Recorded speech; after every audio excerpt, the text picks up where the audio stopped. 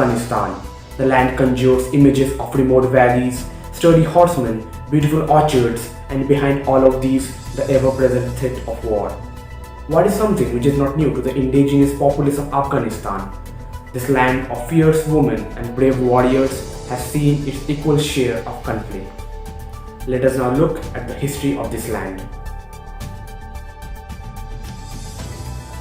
The land we call Afghanistan lies at the crossroads of continent and in the past, great empires. To its west is Iran, the heart of the great Persian Empire in the past.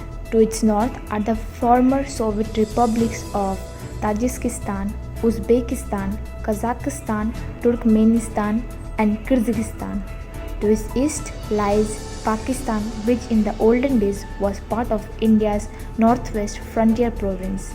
It is no wonder then that the geography of Afghanistan has made it conduit for passage from Europe to Asia, from Persian Empire to Mauryan Empire, from Arabia to Caucasus. A Western poet from the 19th century, James Elroy Hager, summed up his view of Central Asia by describing the way eastward as the Golden Road. Although the West might not have such an opinion of Afghanistan at this present time, for hundreds, indeed thousands of years until quite recently, the stereotypical Western idea that the East and Afghanistan was a land of great wealth was in fact perfectly true.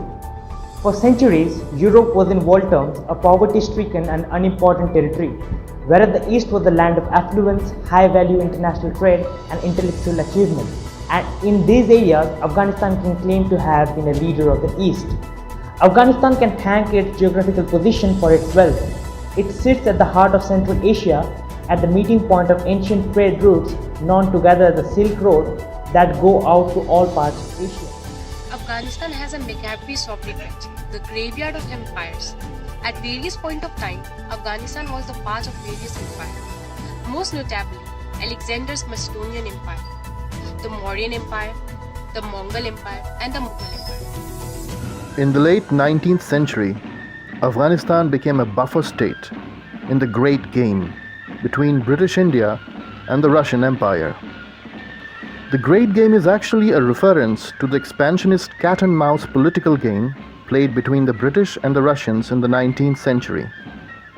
Afghanistan became a hotbed of spies, some working for the British, others for the Russians, keeping constant vigil on each other, an event which forms the backdrop of Rudyard Kipling's famous novel, Kim. When the communists came to power in a coup in Afghanistan in 1978, many people protested and revolted. Eager to continue exerting influence, the Russians invaded Afghanistan in 1979. Many Afghans fled to Pakistan. The Americans saw an opportunity and sought help from Pakistan. The Americans and the Pakistanis provided weapons and training to several Afghan refugees and sent them back into Afghanistan to fight the Russians. These men were known as the Mujahideen. After 9 years and millions of deaths, the Russians finally left Afghanistan. However, many of these extremists were unhappy because despite the Russian retreat, strict Islamic law was not imposed in the country. Hence, they formed a group of young men, mostly students, who called themselves the Taliban.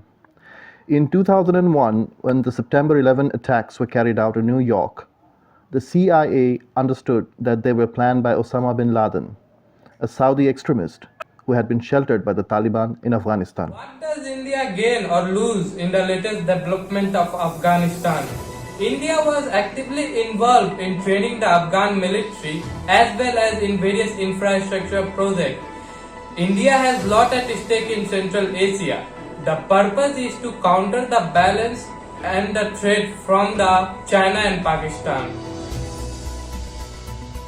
India takes its Central Asian policies very seriously, so much so that India operates 2 Air Force bases in Tajikistan, armed with some of her most sophisticated fighter jets, the Sukhoi 30 MKI. India also used this base as a conduit to support the resistance against the Taliban in the past, when it was known as the Northern Alliance.